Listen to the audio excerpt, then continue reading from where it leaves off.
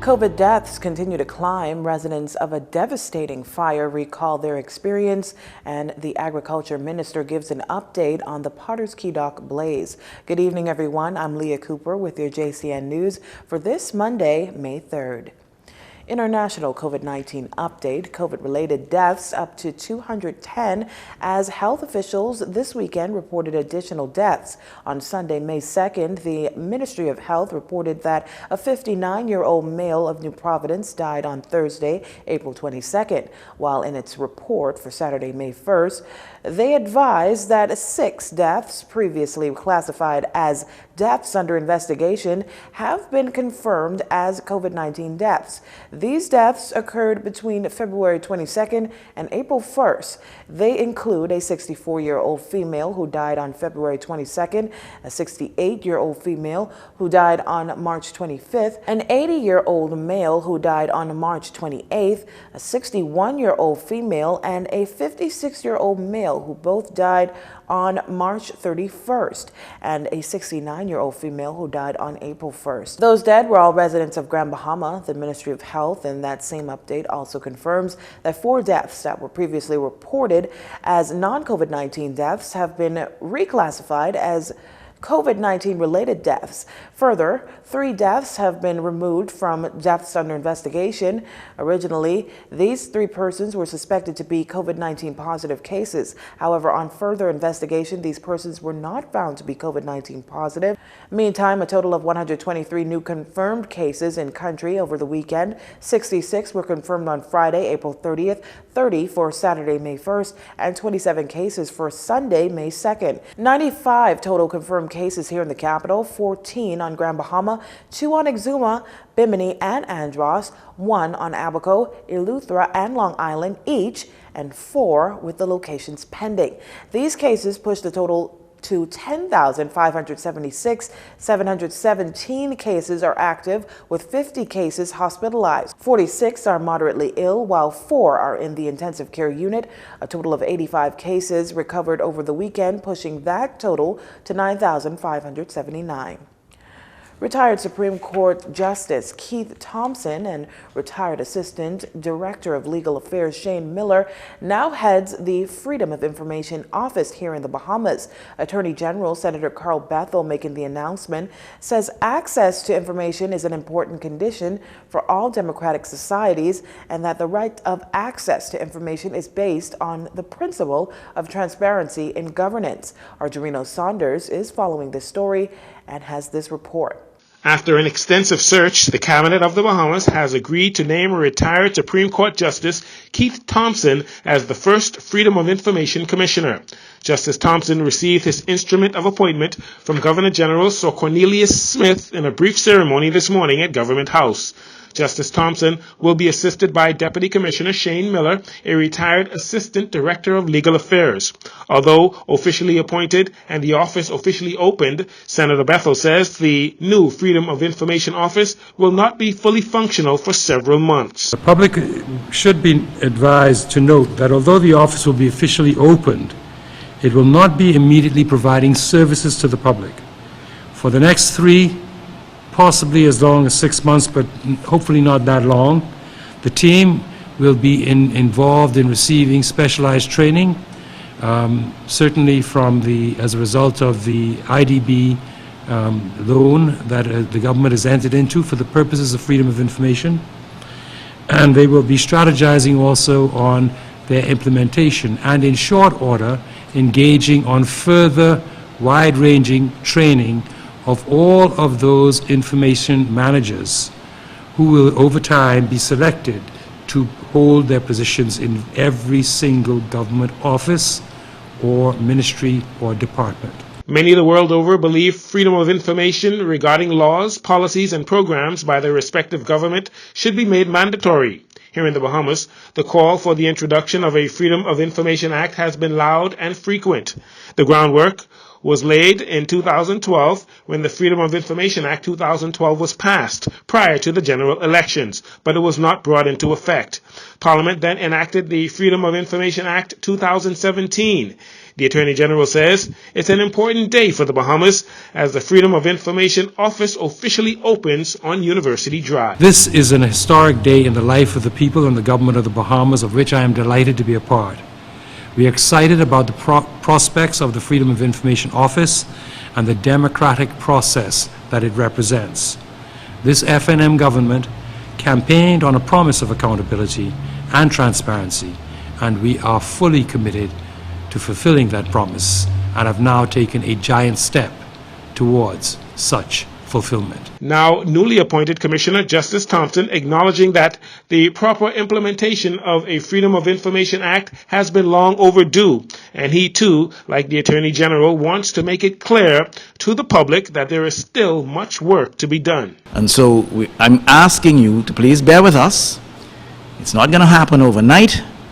Rest assured that we will do whatever we need to do, what we are charged to do, and it will be a matter of fairness, good judgment, and accountability. And so I thank you, and I look forward to serving further my Bahamian people. According to the Attorney General, the government, through the International Development Bank and the Department of Transformation and Digitization, is currently reviewing at least 10 applications for a 90-day contract with a consultant who will provide technical advice to the Freedom of Information Commissioner on best practices in freedom and access to information. The goal is to have a consultant hired by July 1st, 2021. Jurino Saunders for Jcn News. With the start of the Atlantic hurricane season soon to be upon us, Minister of State for Disaster Preparedness Management and Reconstruction, Pakeisha Parker Edgecombe, says it's critical that each Bahamian and resident take the necessary steps to be prepared in the event of a hurricane hitting our islands. She says this much during a briefing on plans for Disaster Preparedness Month held at the National Emergency Management Agency. It is critical that each Bahamian and resident take the necessary precautions now in the event of a storm, and the one that hits us during this hurricane season. Precautionary measures taken now could save life and property in the future. Make sure you have a plan as to where you and your family will stay if a storm threatens. If your home is in a low-lying area or on the coast, it is recommended that you do not stay there. Plan to stay with a family member or a close friend who has appropriate accommodations in an appropriate place. If that is not possible, you are more than welcome to take advantage of one of the government shelters, which we will ensure are ready and able to those in need.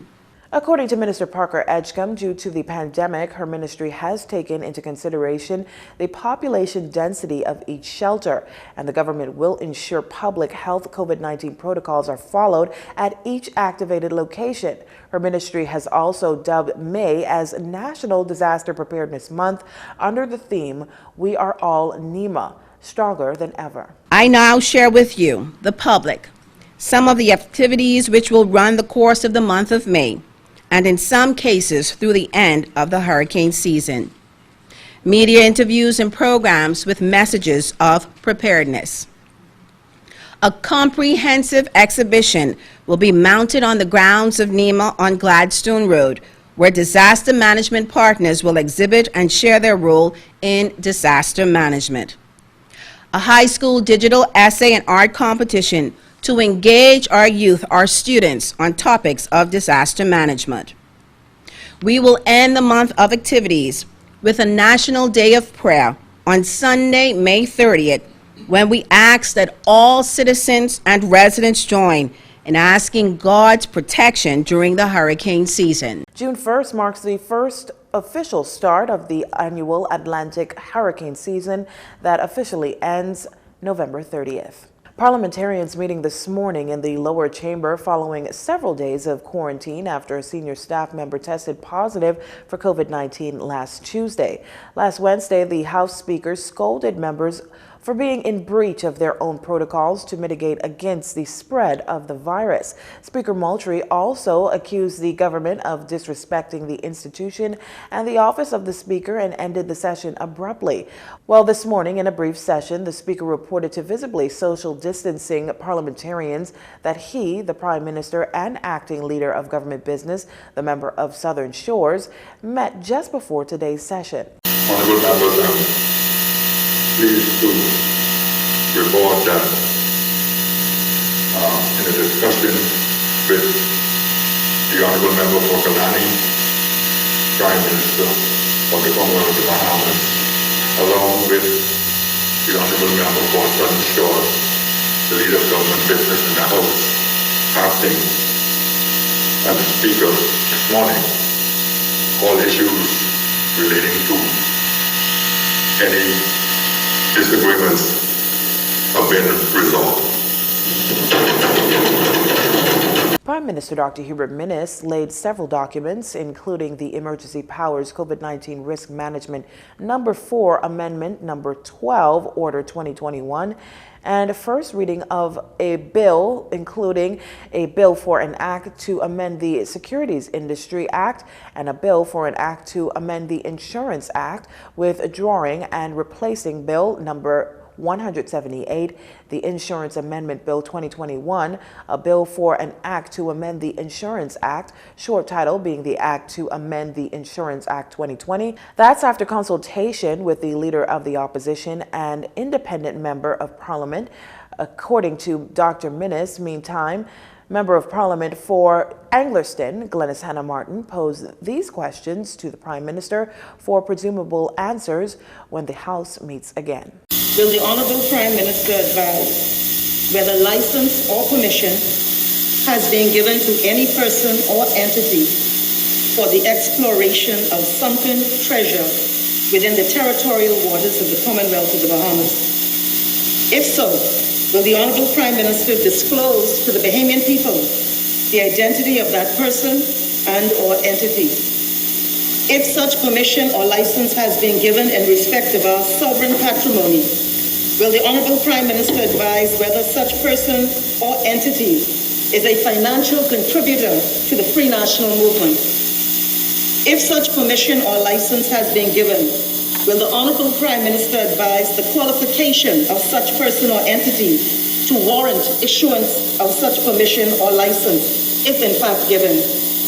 If such permission or license has been given, will the Honourable Prime Minister advise the terms and conditions upon which such permission or license has been given, and whether it includes land or sea, or land and sea? House is scheduled to meet again on Wednesday, May 5th at 10 a.m. You're watching JCN News. Stay with us.